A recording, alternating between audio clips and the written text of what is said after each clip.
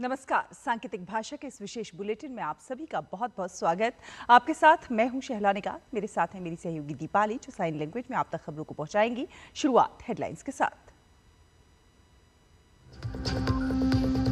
संभल हिंसा में आरोपी सांसद जियाउर रहमान बर्क की बढ़ी मुश्किलें। पूछताछ के लिए एसआईटी ने थमाया नोटिस। बर्क ने कहा, जांच में करेंगे पूरा सहयोग।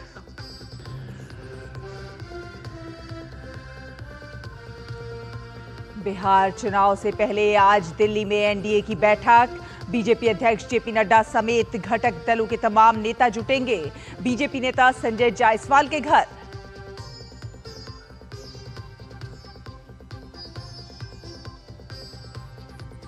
वक्फ संशोधन बिल के बारे में आज सांसदों को दी जाएगी जानकारी।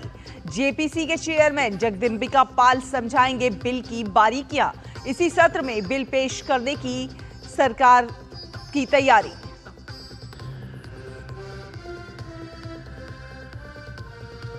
गोवा विधानसभा में एसटी प्रतिनिधित्व समेत त्रिभुवन सहकारी विश्वविद्यालय बिल आज लोकसभा में हो सकता है पारित। राज्यसभा में बैंकिंग कानूनी संशोधन बिल भी पास कराने की होगी कोशिश।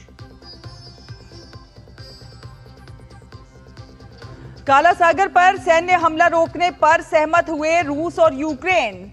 अमेरिका ने कहा, युद्ध खत्म होने तक शांति वार्ता पर रहेगा जोर।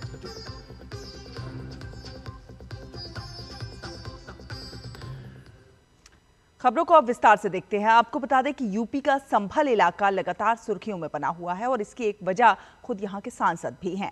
समाजवादी पार्टी के सांसद जियाउर रहमान बर्क पर कई तरह के आरोप लगे हैं। उनमें से एक संभल में हुई हिंसा भी है। हिंसा की जांच कर रही एसआईटी ने बर्क से पूछताछ के लिए पहले उन्हें उनके संभल और फिर दिल्ली स्थित आवास पर नोटिस दिया, लेकिन दोनों ही जगह पर कोई नहीं मिला। फिर देर रात सांसद बर्क का बयान आया कि उन्हें धारा 35(3) के तहत दिया गया नोटिस मिल गया है। बर्क ने कहा है कि पुलिस को जांच के दौरान पूरा सहयोग करेंगे।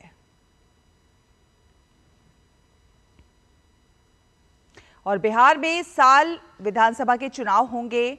उससे पहले दिल्ली में बिहार से आने वाले एनडीए घटक दलों के नेता के साथ आज एक साथ वो बैठेंगे और एकजुटता का संदेश भी देंगे। बिहार बीजेपी के पूर्व अध्यक्ष और लोकसभा में पार्टी के चीफ व्हिप संजय जायसवाल के घर ये बैठक होगी। बीजेपी अध्यक्ष जेपी नड्डा समेत बिहार से एनडीए के घटक दलों के अध्यक्ष भी वहां मौजूद रहेंगे। कहा जा रहा है कि आज का डिनर बिहार दिवस को सेलिब्रेट करने के लिए रखा गया है, लेकिन इसमें चुनावी चर्चा भी होगी। इस डिनर में बिहार से एनडीए के सभी सांसद रहेंगे। इसमें लोकसभा और राज्यसभा को मिलाकर कुल 42 सांसद होंगे। और संसद में वक्फ संशोधन विधेयक लाने से पहले आज सांसदों की एक बैठक बुलाई गई है, जिसमें विधेयक पर विस्तार से चर्चा की जाएगी। वक्फ संशोधन विधेयक के लिए बनी संसद की संयुक्त समिति के अध्यक्ष जगदम्बिका पाल विधेयक की बारीकियों के बारे में समझाएंगे। दरअसल सरकार इसी सत्र में वक्फ संशोधन विधेयक को पेश करने की तैयारी में है। हालांकि कई राजनीतिक दल और संगठन इस विधेयक का विरोध कर रहे हैं।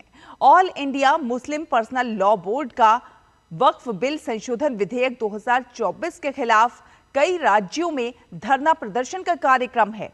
विरोध कार्यक्रम के तहत आज पटना में और 29 मार्च को विजयवाड़ा में विधानसभाओं के सामने धरना प्रदर्शन किया जाएगा। वहीं जेपीसी अध्यक्ष जगदम्बिका पाल ने इस विधेयक के खिलाफ विरोध की निंदा की है। उनका तर्क है कि संसद में चर्चा के बाद विधेयक पारित होगा, जो कि देश के हित में होगा, और उससे पहले संसद के बाहर इस तरह का विरोध केवल अल्पसंख्यकों में भ्रम पैदा करने वाला है। एक देश एक चुनाव पर विचार कर रही संयुक्त संसदीय समिति जेपीसी की मंगलवार को बैठक हुई। इसकी अध्यक्षता जेपीसी अध्यक्ष पीपी चौधरी ने की। बैठक में दिल्ली हाईकोर्ट के पूर्व मुख्य न्यायाधीश राजेंद्र मेमन और अटॉर्नी जनरल आर वेंकटरमणी को बुलाया गया था। दोनों कानूनी विशेषज्ञों ने इस मुद्दे पर अपनी विस्तृत राय रखी। विभिन्न राजनीतिक दलों के समिति में शामिल सदस्यों ने तमाम विषयों पर अपने सवाल पूछे। बैठक के बाद जेपीसी अध्यक्ष पीपी चौधरी ने कहा, सभी सदस्य राष्ट्रीय हित में कार्य कर रहे हैं। जेपीसी पूरी तरह से दलगत राजनीति से ऊपर उठकर काम कर रही है। पीपी चौधरी के मुताबिक समिति की अगली बैठक 2 अप्रैल को दोपहर 3 बजे से संसद भवन परिसर में होगी। और संसद के बजट सत्र के दूसरे चरण के दौरान आज दोनों ही सदनों में कई अहम विधेयक चर्चा और पारित किए जाने के लिए पेश किए जाएंगे।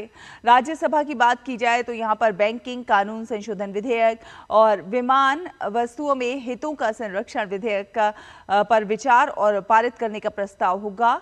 तो वहीं लोकसभा में त्रिभुवन सहकारी विश्वविद्यालय विधेयक और गोवा राज्य विधानसभा के निर्वाचन क्षेत्रों में अनुसूचित जनजातियों के प्रतिनिधित्व का समायोजन विधेयक विचार और पारित किए जाने के लिए पेश किए जाएंगे। आपको बता दें कि पूर्व केंद्रीय कैबिनेट सचिव राजीव गौबा को नीति आयोग का नया सदस्य नियुक्त किया गया है। 4 दशक से ज्यादा के करियर में राजीव गौबा ने केंद्र सरकार, बिहार सरकार और झारखंड सरकार में कई अहम पदों पर काम किया है। उन्होंने 30 अगस्त 2019 से 30 अगस्त 2024 तक भारत के कैबिनेट सचिव के रूप में कार्य किया है। उन्होंने केंद्रीय गृह सचिव, केंद्रीय शहरी विकास सचिव और झारखंड के मुख्य सचिव के तौर पर अपनी सेवाएं भी दी हैं।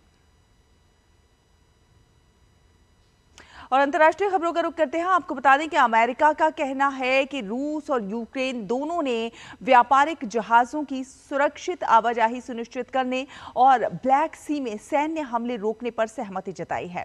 अमेरिका ने बताया है कि दोनों देश युद्धबंदियों की अदला बदली करने, कैद में रखे गए नागरिकों को रिहा करने और जबरन रूस ले जाए गए यूक्रेनी बच्चों को वापस लाने में मदद करेंगे।